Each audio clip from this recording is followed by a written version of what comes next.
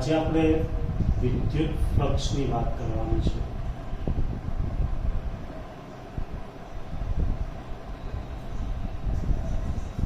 તો દેખો વિદ્યુત ફ્લક્સ છે એ દેખાતું નથી, એટલા માટે આપણે એને પહેલા પાણીનું ફ્લક્સ અને પ્રકાશના ફ્લક્સ દ્વારા સમજીએ। દેખો 11માં આપણે તરંગ મિકેનિક્સમાં કીધું હતું કે આ રીતના કોઈ પાણીનો પ્રવાહ આવતો હોય, એની અંદર જો આ રીતના કોઈ એક આડછેદ મૂકવામાં આવે તો એમાંથી લંબ રૂપે જે પાણીનો જથ્થો બહાર આવશે એને આપણે એનું ફ્લક્સ કહેતા હતા, રાઈટ? જેને શું નામ આપ્યું હતું? Curve flux. આ જ વસ્તુ તમે પ્રકાશમાં પણ જોઈ શકો કે આ રીતના કોઈ પુટકો લો, જેની અંદર આ રીતનું કોઈ મોટું છિદ્ર રાખી આના ઉપર પ્રકાશ પાડશો તો જેટલો પ્રકાશ આના ભાગમાંથી પસાર થશે એને એનું ફ્લક્સ કહે છે, બરાબર? તો આ જે ફ્લક્સ છે એની અંદર જો તમે આ પુઠ્ઠાને આમ ફેરવતા જશો તો ધીમે ધીમે બહાર આવતા પ્રકાશનું મૂલ્ય ઓછું થતું જશે। એનો મતલબ એ થીટા ઉપર આધારિત છે, રાઈટ? તો વિદ્યુત ફ્લક્સ પણ એવી જ વસ્તુ છે કે વિદ્યુત ફ્લક્સ એટલે શું? વિદ્યુત ફ્લક્સ એટલે વિદ્યુત ક્ષેત્રમાં મૂકેલા, આ વિદ્યુત ક્ષેત્ર હોય તેમાં મૂકેલા ક્ષેત્રફળમાંથી પસાર થતી ક્ષેત્ર રેખાઓની સંખ્યા। વિદ્યુત ફ્લક્સ એટલે શું? વિદ્યુત ક્ષેત્રમાં મૂકેલા ક્ષેત્રફળમાંથી પસાર થતી ક્ષેત્ર રેખાઓની સંખ્યા। તો દેખો કાલે આપણે જોઈ ગયા હતા કે એકમ ક્ષેત્રફળવાળી સપાટીમાંથી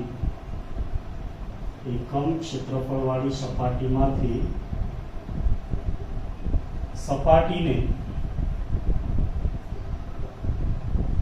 લંબ રૂપે બહાર આવતી ક્ષેત્ર રેખાઓની સંખ્યા છે એને આપણે તે બિંદુ આગળની વિદ્યુત ક્ષેત્રની તીવ્રતા E કીધેલું, યાદ છે ને દરેકને?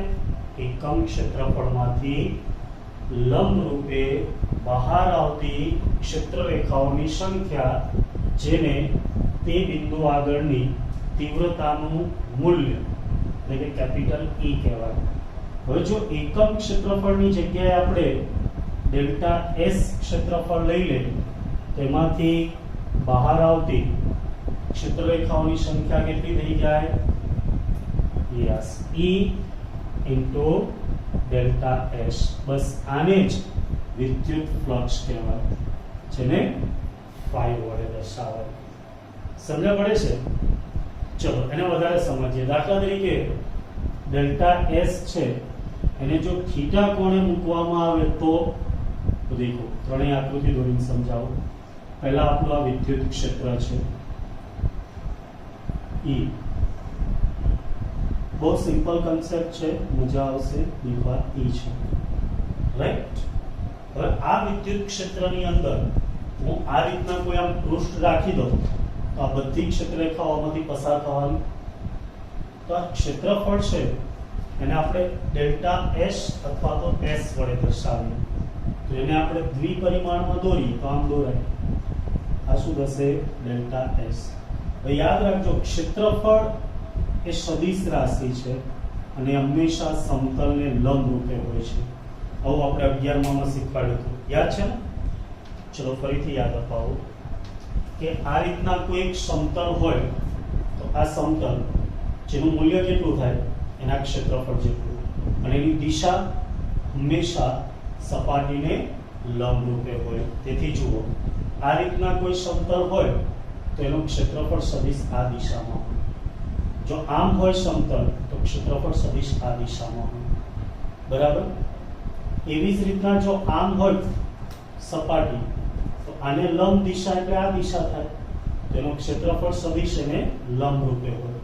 કોઈ કે સાહેબ પાછળ હા લઈ શકાય, પણ આપણે આગળની વાત કરીએ છીએ એટલે આ ક્ષેત્રફળ સદિશ એટલે તો યાદ રાખજો ક્ષેત્રફળ સદિશ ડેલ્ટા એસ એટલે એમનું મૂલ્ય જે પણ મૂલ્ય થતું હોય, ચોરસ હોય તો એલ સ્ક્વેર, કોઈ બી હોય તો લંબાઈ ગુણ્યા પહોળાઈ, વર્તુળ હોય તો પાઈ આર સ્ક્વેર, ગોળો હોય તો 4 પાઈ, એ જે પણ હોય, પણ સદિશ છે એટલે into n caret. n caret એટલે એને લંબ દિશામાંનો એકમ સદિશ. ચલો સમજીએ. દાખલા તરીકે આ x y z યામાક્ષ પદ્ધતિ છે, x y z, બરાબર. ચલો હું અહીંયા xz સમતલમાં કોઈ એક સમતલ લઉં છું જેનું ક્ષેત્રફળ છે ડેલ્ટા s. તો બોલો આની દિશા કઈ થશે?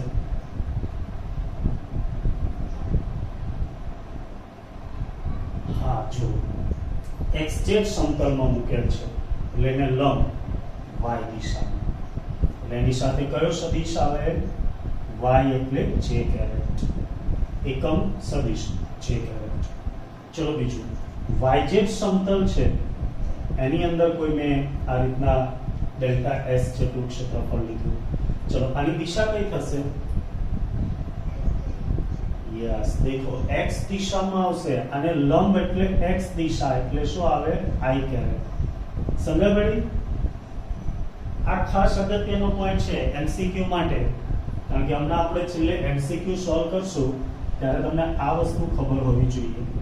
ક્ષેત્રફળને લંબ હોય છે. તો અહીંયા દેખો E અને ડેલ્ટા S બંને એક જ દિશામાં છે, તો આમાંથી બહાર આવતું ફ્લક્સ phi શું કહેવાય? E into delta S. પણ હવે જો આપણે વિદ્યુત ક્ષેત્ર એ જ છે E, પણ S છે આ રીતના હોય, એટલે કે જે આ સમતલ છે ને આપણે આમ થીટા કોણે રાખીએ તો આમાંથી લંબ રૂપે કેટલી ક્ષેત્ર રેખા પસાર થશે? તો કે દેખો આનું મૂલ્ય કેટલું છે? તો કે ડેલ્ટા S. તો હંમેશા એની દિશા તો એને લંબ રૂપે એટલે આ દિશામાં હશે ડેલ્ટા S. જ્યારે આપણે જોઈએ છે E ની દિશામાં, તો આની સાથે કેટલો કોણ બનાવે? થીટા કોણ બનાવે? તેનો કયો ઘટક આવે? Delta S cos theta. તેથી આમાંથી બહાર આવતું ફ્લક્સ કેટલું થાય? હા બોલો, E delta S cos theta. સમજ પડી? ચલો જે એક ઉદાહરણ લો. દાખલા તરીકે આ વિદ્યુત ક્ષેત્ર છે. ચલો અહીંયા S આમ છે, આ E ની દિશા, આ S ડેલ્ટા S ની. તો આનો ક્ષેત્રફળ સદિશ છે એ કઈ દિશામાં થશે? આ દિશામાં, કારણ કે સમતલને લંબ રૂપે, તો ડેલ્ટા S આ દિશામાં થશે. તો અહીંયા બંને વચ્ચેનો ખૂણો કેટલો થયો? 90. આમાંથી કેટલી ક્ષેત્ર રેખા પસાર થશે?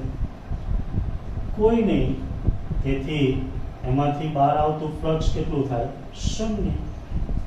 તો હવે દરેકને ખબર પડે છે ફ્લક્સ ત્રણ વસ્તુ પર આધાર રાખે. ફ્લક્સ છે એ ત્રણ વસ્તુ પર, એક વિદ્યુત ક્ષેત્ર E, બીજું ક્ષેત્રફળ ડેલ્ટા S અને ત્રીજું થીટા. પણ થીટામાં કયો? જુઓ, જ્યારે થીટા 0 છે ત્યારે આનું મૂલ્ય 1 થઈ જાય, cos થીટા બરાબર 1 એટલે મહત્તમ ફ્લક્સ. થીટા છે તો cos થીટા એટલે થોડું ઘટી ગયું, અને જ્યારે 90 ખૂણો થયો ત્યારે 0. તો એવું કયું વિધેય છે કે જેમાં 0 હોય ત્યારે મહત્તમ કિંમત અને 0 થી 90 તરફ જઈએ તો કિંમત ઘટતી જાય અને 90 માં 0 થઈ જાય? હા, cos થીટા. તો phi ચલે છે E ડેલ્ટા S અને cos થીટા. તેથી જો ત્રણેયને ભેગા કરી દઈએ તો phi ચલનની નિશાની દૂર કરીએ, સપ્રમાણતાના અચળાંક તરીકે k ની કિંમત 1 થઈ જાય. તો phi શું થશે? E delta S cos theta. આ થઈ ગયું ફ્લક્સનું સૂત્ર. સમજ પડી?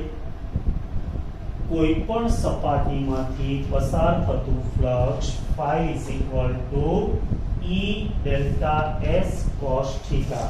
હવે દેખો ભાઈ, આપણે ભણી ગયા એ પ્રમાણે cos થીટા એટલે તો અદિશ ગુણાકાર, એટલે આને શું કહેવાય? E dot delta S. તો ફ્લક્સનું સૂત્ર યાદ રહી જશે. હા, તમે MCQ અને દાખલા ગણતા હશે ત્યારે આમ પણ લખશો phi is equal to સદિશ E ડોટ સદિશ A, કારણ કે ક્ષેત્રફળને A વડે પણ દર્શાવો. તો ફ્લક્સનું સૂત્ર શું થશે? phi is equal to સદિશ E ડોટ સદિશ A. સમજણ પડી ગઈ?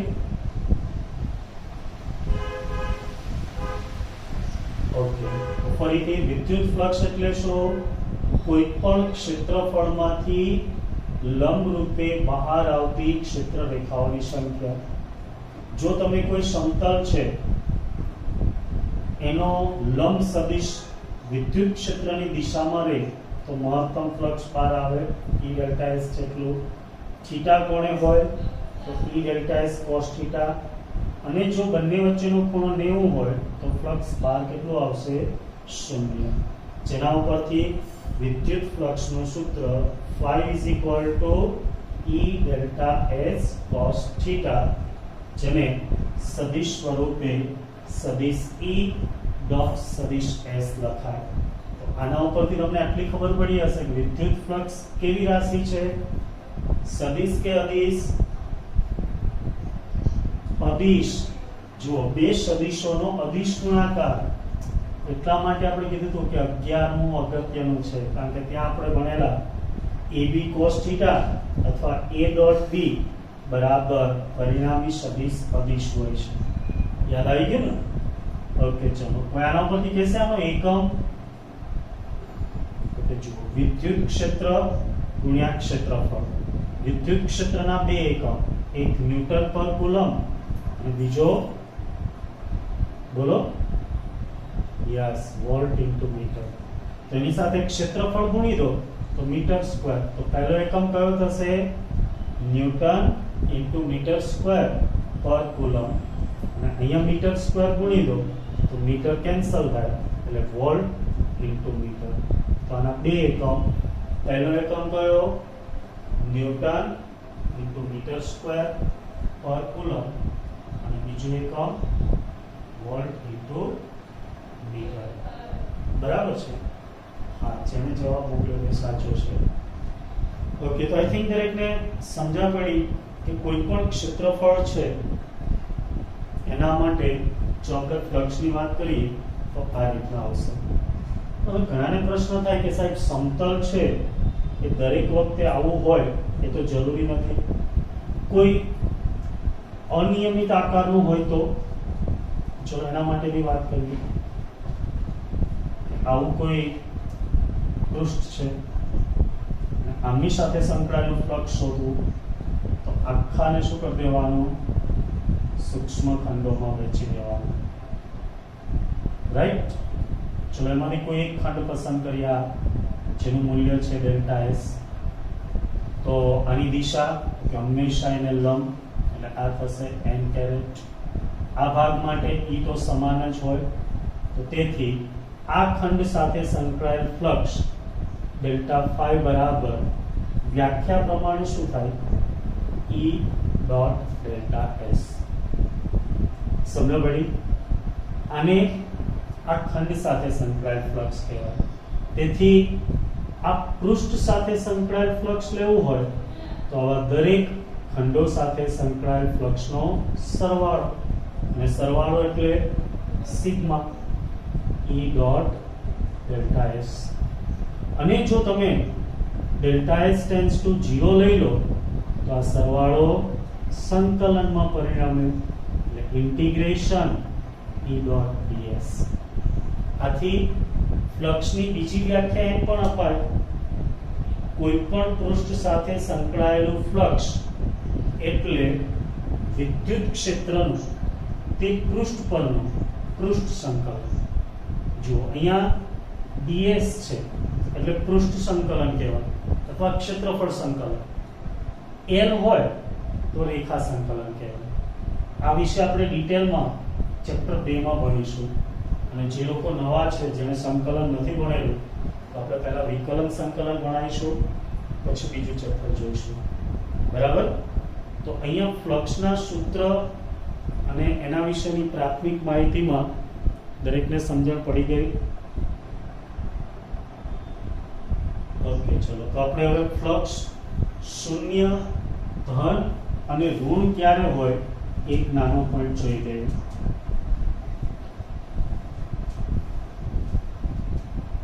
ચલો પહેલા તો કોઈ મને કહેશે વિદ્યુત ફ્લક્સનું સૂત્ર.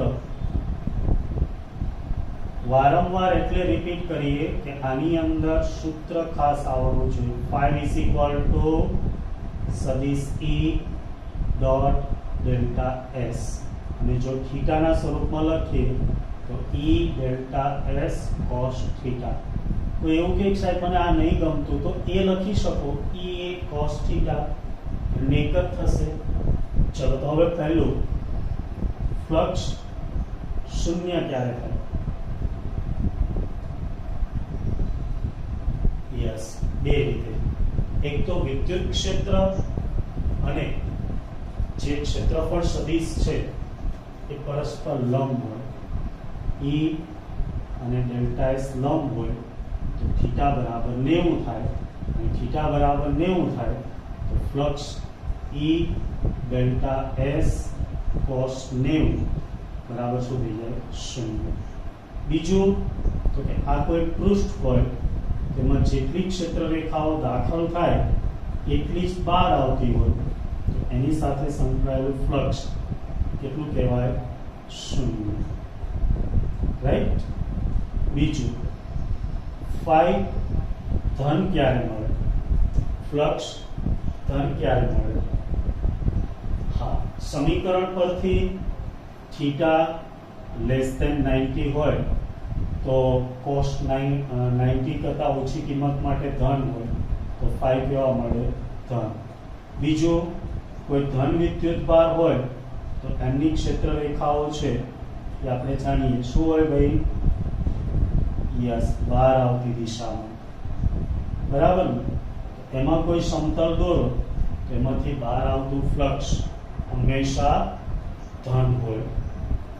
ઋણ ક્યારે હોય? ફાઈ નું મૂલ્ય ઋણ ક્યારે હોય? તો કે થીટા ગ્રેટર ધેન 90 હોય તો કોસની કિંમત ઋણ આવે. બરાબર ને? કોસ થીટાની કિંમત ઋણ આવે તો ફ્લક્સ ઋણ થાય. બીજું કોઈ ઋણ વિદ્યુત ભાર હોય તો ક્ષેત્ર રેખાઓ છે એ અંદર દિશામાં હોય. ભણી ગયા ને આપણે, અંદર જતી દિશામાં હોય છે. તો આવા સંજોગોમાં અહીંયા કોઈ પૃષ્ઠ દોરો તો એના સાથે સંકળાયેલ ફ્લક્સ કેવું હોય છે? હા, ઋણ હોય છે.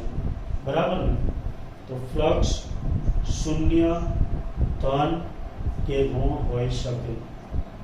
બરાબર.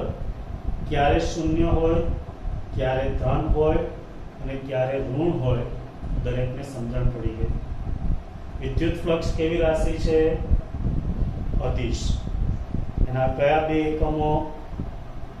ન્યૂટન ઇન્ટુ મીટર સ્ક્વેર પર કુલમ અને બીજું વોલ્ટ ઇન્ટુ મીટર. ચલો આનું કોઈ પારિમાણિક સૂત્ર મેળવીને આપશે મને?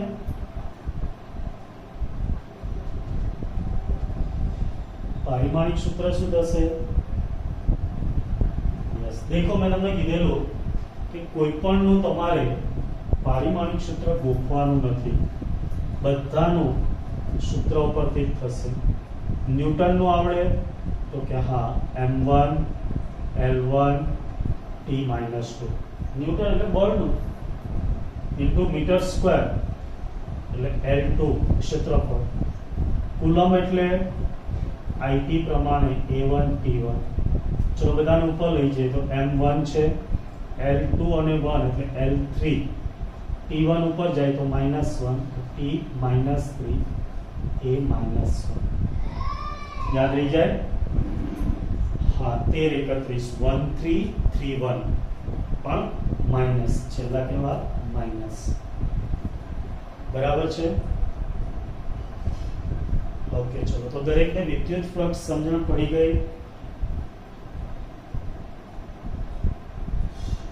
હા, તો આને આધારિત એક સરસ પ્રશ્ન લઈએ એટલે તમારે કન્ફ્યુઝન છે આખું ક્લિયર થઈ જાય. બરાબર. તો દરેક લખો કોઈ એક વિસ્તારમાં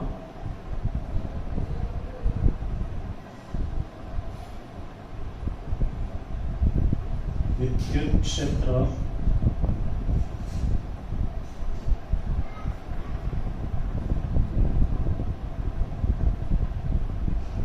सदिश E અથવા મૂલ્ય નથી આપવું, ચલો વિદ્યુત ક્ષેત્ર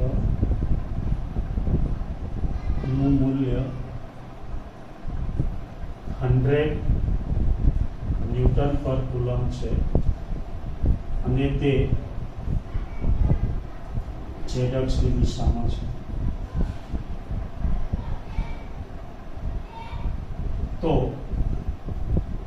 xy સમતલમાં મૂકેલા 10 સેમી લંબાઈ ધરાવતા ચોરસમાંથી બહાર આવતું ફ્લક્સ ખાલી જગ્યા થાય. આવો એમસીક્યુ તમારી પરીક્ષા ગુજકેટ અને જી નીટ માટે આઈએમપી છે. ચલો દરેકને પ્રશ્ન સમજણ પડી ગઈ? હા કે ના? ઓકે, ચલો હવે એને સોલ્વ કરીએ. આવા ઘણા બધા પ્રશ્નો તમને દરેક બુકમાં મળશે.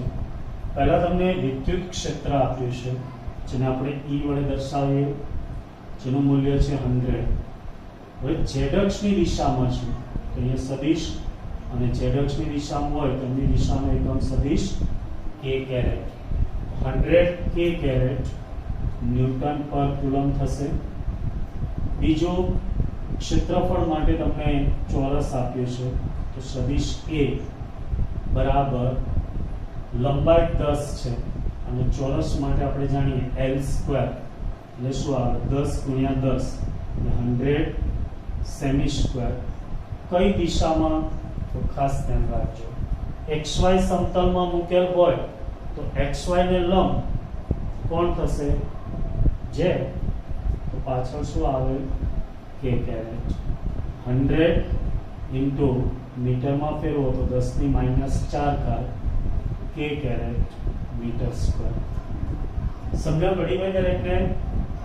હા, તમને બહાર આવતું ફ્લક્સ અથવા વિદ્યુત ક્ષેત્ર રેખાની સંખ્યા કીધી છે તો phi શોધવાનું છે અને phi નું સૂત્ર સદિશ E ડોટ સદિશ A. હવે E એટલે 100 k કેરેટ ડોટ સદિશ A એટલે 100 into 10⁻⁴ k કેરેટ. 11માં આપણે ભણી ગયા k caret dot k caret 1 થાય. યાદ છે ને? I dot I, j dot j અને k ડોટ k 1 બાકી 0. તો અહીંયા એની કિંમત 1 થશે. આ 10 ની 4 ઘાત ગુણ્યા 10 ની -4 ઘાત 10 ની 0 ઘાત, કોઈ પણની 0 ઘાત એટલે જવાબ આવે 1 ન્યૂટન ઇન્ટુ મીટર સ્ક્વેર પર કુલમ. ચલો સમજણ પડી ગઈ બધાને?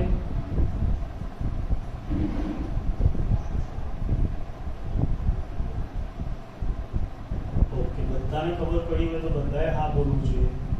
અમુક લોકો જ હા બોલે છે. ઓકે, ચલો આઈ થિંક કોઈને પ્રોબ્લેમ નથી. ચલો હવે આ જ પ્રશ્ન હું પરીક્ષામાં ચેન્જ કરીને પૂછું છું. ક્વેશ્ચન આ જ છે, અહીંયા ખાલી YZ સમતલ પર દો તો બોલો શું આવશે જવાબ?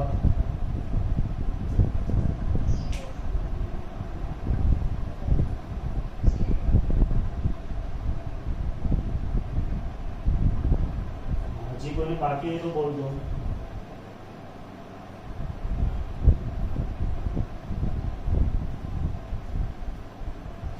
ઓકે, જવાબ આવશે 0. કેમ? તો કે જુઓ E બરાબર તો તમારે બરાબર છે 100 k કેરેટ ન્યૂટન પર કુલમ. સદિશ A બરાબર 100 into 10⁻⁴ એ પણ બરાબર છે. YZ સમતલ છે તો YZ ને લંબ કોણ?